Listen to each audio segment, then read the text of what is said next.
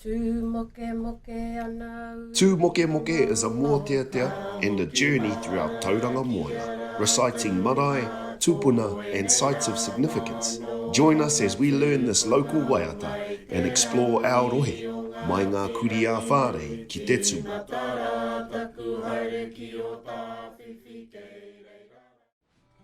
Tūwana au ki te tihi o tōku maunga whakahia mauau. Ka titiro kaunua au ki ngā wai kānapanapa o Tauranga Moana, taku pātaka kai purena koa. Ka mātai te titiro ki te uru, kei reira rā te takotoranga a pū whenua. Tama te āriki nui te tangata, tā ki tumu te waka e. Hoki whakaroto ki te wā o kū, kei reira rā te mātāpuna o te arapatu paiarehe. A e ki ana te kōrero mai ngā pūngārehu o whakapau karakia, ka puta, ka ora, ko ngai te ahi e. Ko rangi nui te tīpuna whare, ka noho hei whakaruru hau mo taku iwi a ngā tirangi nui. Ko urutomo te whare kai, te whare manaaki, nau mai rā, piki mai rā ki te marae o Hairini.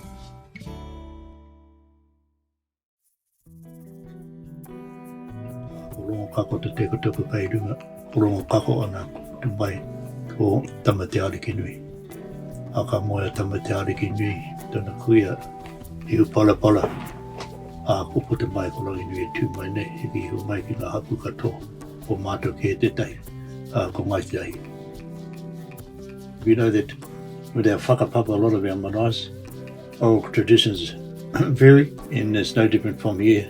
When I said that all kako, they married Uri Whenu and they had Tamate Ariki Nui, who married Ihu Parapara, and they had Rangi Nui. Well, there's different versions, but this is the kōrero that was given to us, and so we hold to that. Hei koe tō kōrero kei te pai. We don't dispute anybody else's whakapapa, we just say, well, this is what we've been told, and we have to get rātou, mō rātou ake kōrero. Our first whare was opened in 1899 by the Kingmaker's son. Initially it was going to be King Mahutu was to come to Tauranga to open Wairakua at the same time. But because of a family illness he wasn't able to come, so he deputised his Prime Minister Tarapipi, and Tarapipi sent his son. And so he came to Haidini, tāta kaua o te whare, lifted up the tapu on the whare, spent a couple of nights here, and then he went down to Mangatapu and did the same for Wairakua. So their whare stood here till 1935, and fortunately it was burnt down.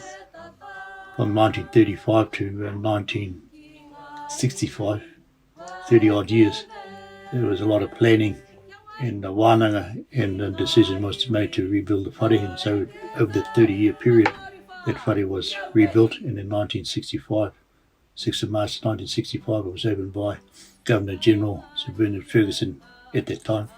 He mua te aote, te atatū, I tai mai a tira mai Waikato, Tainui, ki kōriki i tū, te tāte kawa, I te whaiwhai haringa tikanga Māori. So they lifted up the tikanga pre-dawn.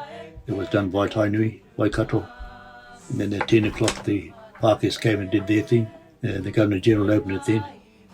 And the Anglican ministers dedicated the whare there, and it was one of the early Māori bishops, Bishop Whanapa.